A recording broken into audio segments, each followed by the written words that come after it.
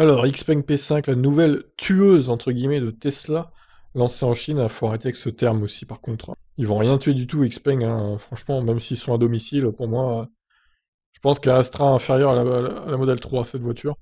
Donc voyons ce qui est dit. La P5 arbore un design plus proche d'une berline classique à 3 volumes avec un coffre plus marqué. À l'avant, on retrouve le bandeau lumineux traversant, caractéristique des autres modèles de la gamme Xpeng. Si elle joue dans la même catégorie que son aîné, la P5 hérite de la plateforme du SUV électrique G3. Comme ces derniers, elle propose un moteur intégré au train avant. Une version à 4 roues motrices pourrait voir le jour, mais elle ne fait pas partie du cahier des charges du constructeur actuellement. La P5 embarque un moteur de 208 chevaux, développant 310 Nm de couple, avec un 0 à 100 battu en 7 secondes 5. Ouais, bon, c'est à peu près normal hein, pour 200 chevaux du coup. Et une vitesse de pointe. Et une vitesse de pointe, on ne sait pas laquelle du coup. Magnifique. Il faut deviner. Les performances de la nouvelle berline chinoise sont naturellement en dessous de la P7, mais restent correctes. Du côté de la batterie, Xpeng propose 3 packs. Donc il y a 55.9, 66.2 et 71.4. Bon, c'est des packs assez proches hein, finalement. Pas de grosse différence entre les deux. En matière d'autonomie, comptez respectivement 460, 550 et 600. Quoi? Attendez, ça paraît bizarre là. Ah ouais, si, il y a quand même 10 kWh de différence entre les deux premiers et 5 entre le deuxième et le troisième. Ouais, bon, c'est du NEDC, hein, donc voilà, après. Et je dirais même que pour du NEDC, c'est pas ouf, l'efficience, c'est pas ouf. Donc pour la 55, c'est à peu près 380, je pense. Pour la 66, 420, 430 peut-être, maxi de chez Maxi, et 460, 470 pour la 71.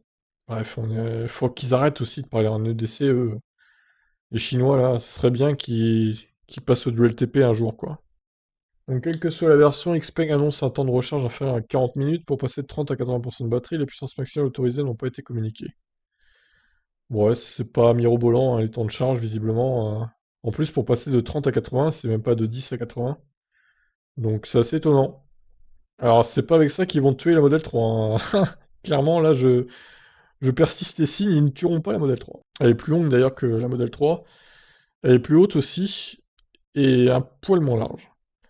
Particulièrement soigné, l'intérieur a également été optimisé pour offrir un maximum d'espace aux passagers. Intérieur particulièrement soigné et un habitacle optimisé en termes d'espace. La firme a misé sur le confort pour les longs trajets une fois repliés. Les sièges offrent un plancher totalement plat. Si vous souhaitez passer la nuit à la belle étoile, Xpeng propose même un matelas en option. Waouh! Oh, c'est une bonne idée, c'est une bonne idée.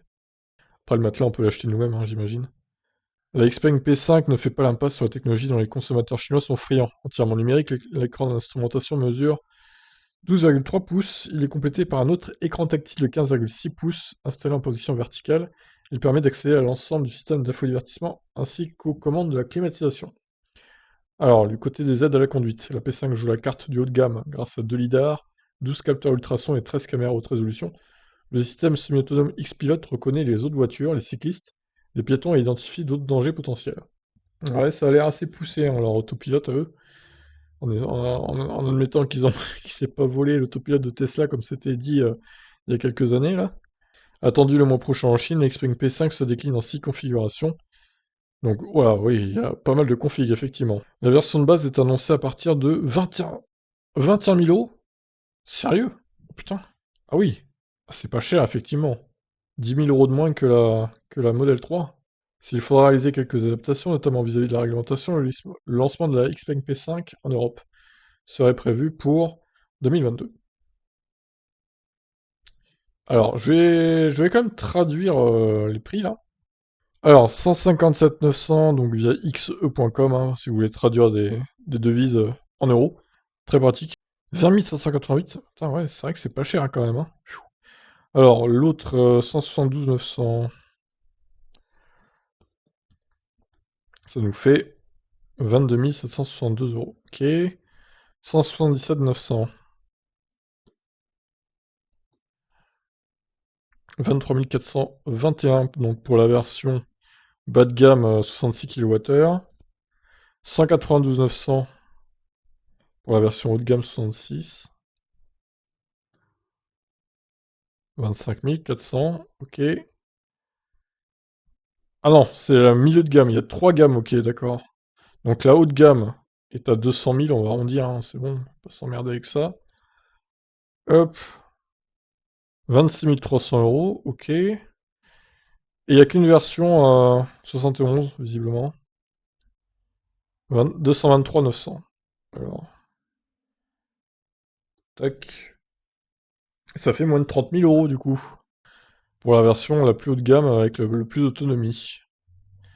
Bon, c'est des prix très compétitifs, hein, c'est vrai quand même. Maintenant, voilà, je pense qu'ils ont fait un peu l'impasse sur la vitesse de recharge et sur l'efficience pour atteindre des prix pareils. L'intérieur est assez soigné, il est vrai. Après, ouais, vu les prix qu'il y a, c'est vrai qu'elle devrait pas mal marcher en Chine quand même. Même si bon, hein, faut pas oublier aussi que la version ayant le moins d'autonomie a bien moins d'autonomie que la modèle 3 SR+, quand même. Donc il y a au moins une centaine de kilomètres en moins, je dirais, hein. Alors que la batterie est à peu près pareil, hein, niveau taille finalement. Après, moi je pense que les capas de batterie annoncées, c'est la capa totale, hein, c'est pas la capa utile. Ça doit être autour de 50, je pense, ici, 60 là, et 64-65 pour celle-là, je pense. Donc voilà, pour la Xpeng P5, qui arrivera certainement pas en Europe, hein, par la Norvège, en premier temps, dans un premier temps, on va dire. Donc bon, à voir, hein, le prix en Europe. On va suivre ça de près en tout cas, et on verra à quel point elle marche sur le marché chinois aussi. Allez, ciao ciao.